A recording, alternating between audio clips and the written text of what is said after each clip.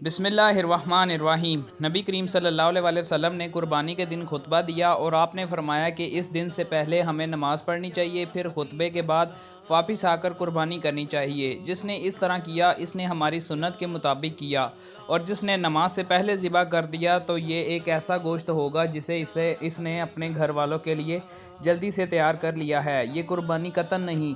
इस पर मेरे मामू अबू बरदा बिन नयार ने खड़े होकर कहा कि या रसूल अल्लाह सल्लल्लाहु अलैहि वसल्लम, मैंने तो नमाज के पढ़ने से पहले ही ज़िबा कर दिया। अलबत्ता मेरे पास 1 साल की एक पठिया है जो दांत निकली बकरी से भी ज़्यादा बेहतर है। आप सल्लल्लाहु अलैहि वसल्लम ने फरमाया कि इसके बदले में इसे समझ लो, या ये फरमाया कि इसे ज़िबा कर लो और तुम्हारे बाद ये 1 साल की पठिया किसी के लिए काफ़ी नहीं होगी।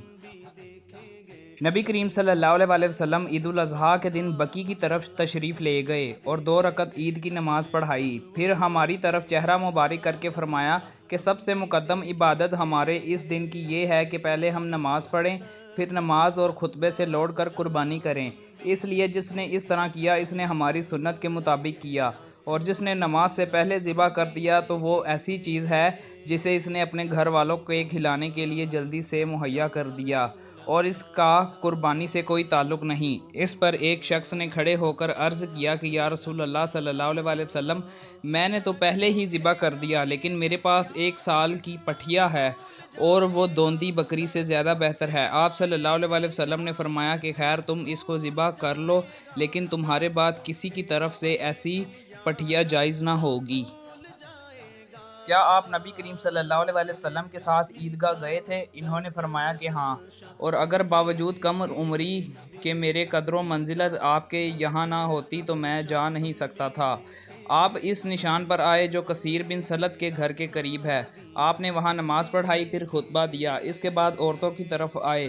आपके साथ बिलाल रज़ी अल्लाह ताला अन्हो भी थे। आप सल्लल्लाहु अलैहि वसल्लम ने इन्हें वाज़ और नसीहत की और सदका के लिए कहा। चनांचा मैंने देखा कि औरतें अपने हाथों से बिलाल रज़ी अल्लाह ताला अन्हो के कपड़े में डाले जा रही थीं।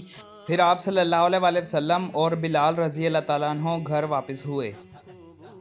मैंने ईद उल फ़ितर या ईद उल अज़हा के दिन नबी करीम सल्लल्लाहु अलैहि वसल्लम के साथ नमाज़ पढ़ी। आप सल्लल्लाहु अलैहि वसल्लम ने नमाज़ पढ़ने के बाद खुतबा दिया, फिर औरतों की तरफ आए और उन्हें नसीहत फरमाई और सदका के लिए हुक्म फरमाया। हमें हुक्म था कि पर्दा वाली 2 शहज़ाओं को ईदगाह के लिए निकालें, और अयूब सख्तियानी ने हफ्सा रज़ी अल्लाह ताला अन्हो से भी इसी तरह रवायत की है। हफ्सा रज़ी अल्लाह ताला अन्हो की हदीस में ये ज़्यादती है कि 2 शहज़ाएँ और पर्दा वालियाँ ज़रूर ईदगाह जाएँ और हाइज़ा नमाज की जगह से अलहदा रहें।